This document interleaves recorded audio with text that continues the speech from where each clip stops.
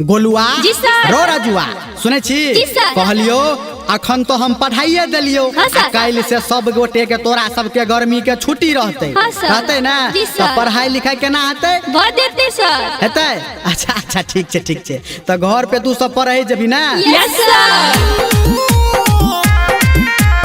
माँ Gayatri recording studio.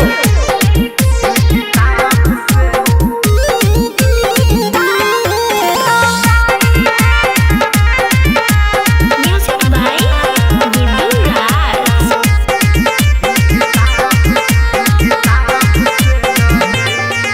है गर्मी के छुट्टी नुनु काल से शुरू छौ गर्मी के छुट्टी नुनु काल से शुरू छौ खेलै धूप में समय नहीं बीतई है रे दिल किताब से लगई है खेलै धूप में समय नहीं बीतई है रे दिल किताब से लगई है गर्मी के छुट्टी काल से शुरू छौ।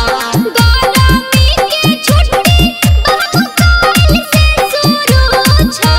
खेलै धूप में समय नहीं बिताई है रे दिल किताब से लगाई है। खेलै धूप में समय नहीं बिताई है रे दिल किताब से लगाई है।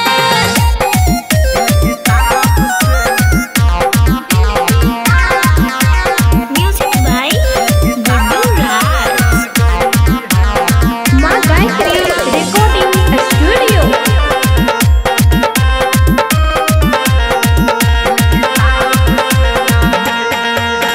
कोरोना के कारण पढ़ाई से बिछड़ल कोरोना के कारण पढ़ाई से बिछड़ल छती के तू फेरो से पुरई है रे दिल किताब से लगई है खेलै धूप में समय नहीं बीतई है रे दिल किताब से लगई है कोरोना के कारण पढ़ाई से बिछड़ल।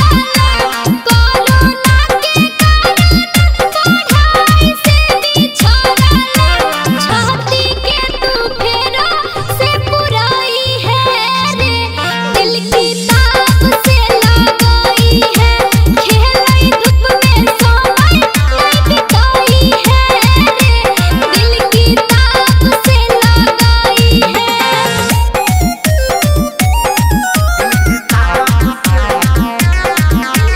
म्यूजिक बाय गुड्डू राज।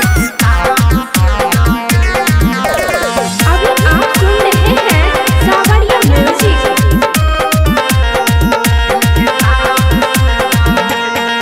हे माई बाबू के तू हरान नहीं करी है माई बाबू के तू रे हरान नहीं करी है स्कूल खुलते स्कूल फेर आई है रे दिल किताब से लगई है खेलै धूप में समय